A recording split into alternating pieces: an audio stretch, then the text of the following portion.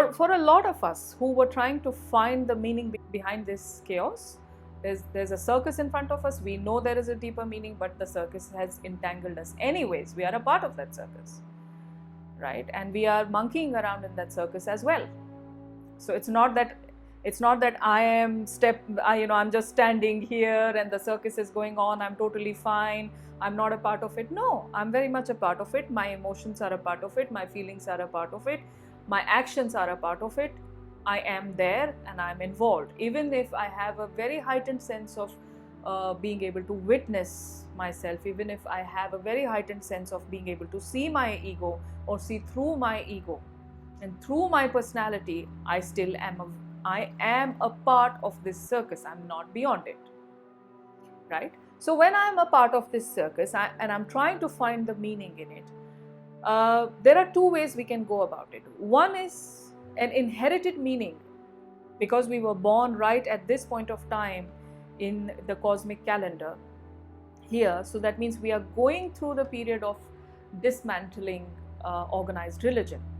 But before it got dismantled and questioned, there has been a huge solidification of it.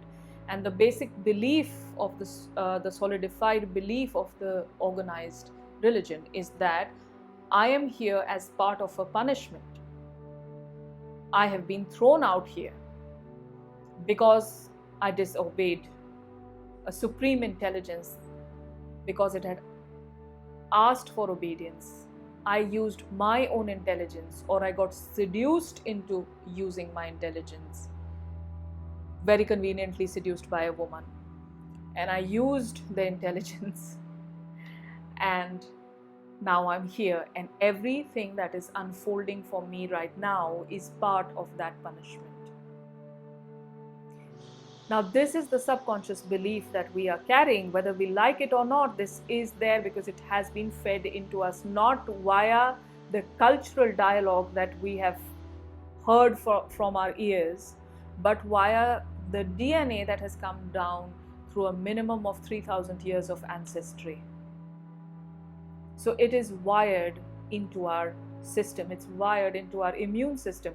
The reason our immune system is what it is today is because for 3,000 years we've been wired to believe that death is inevitable. We've been wired to believe that we are sinners. We've been wired to believe that we are being punished.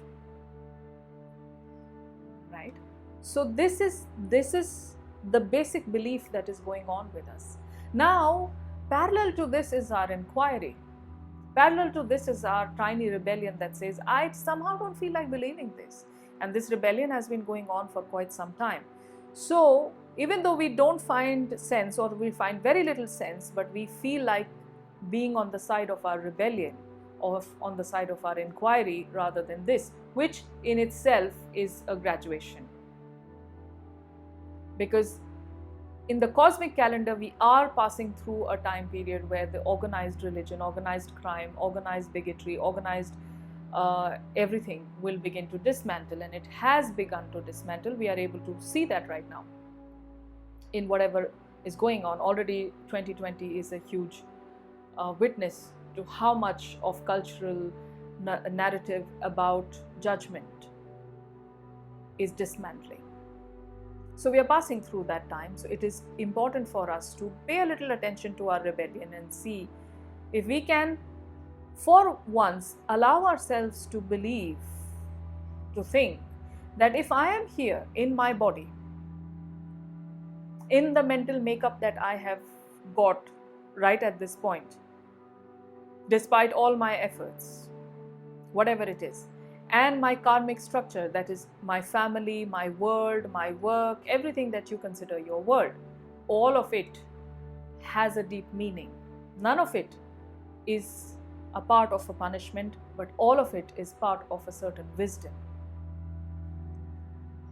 Right?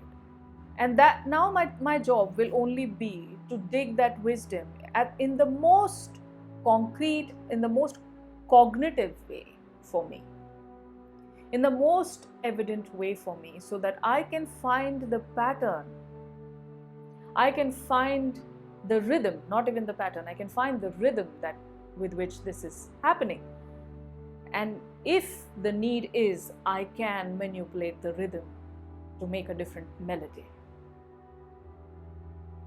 Now, when we make music, you find a rhythm, you have a rhythm, you've been taught a certain rhythm, and then the artist, as the artist advances in their art, the artist begins to play with their art, they start to do things with those rhythms. They stay in that rhythm, but then they are now changing everything within. And then that very manipulation of the rhythm creates a different kind of melody, creates a different kind of impact. So we are not going to break the universal laws, but we are going to look into the universal laws. We're going to look into the wisdom of the universal laws that are meant for our embodiment. And then we are going to work on them in a way that the melody changes and the impact changes. And that's very important. Now, why is it important? Why do I need to change my melody? Why do I need to change the impact? Because you came to graduate. Because that's natural. It's a natural universal law.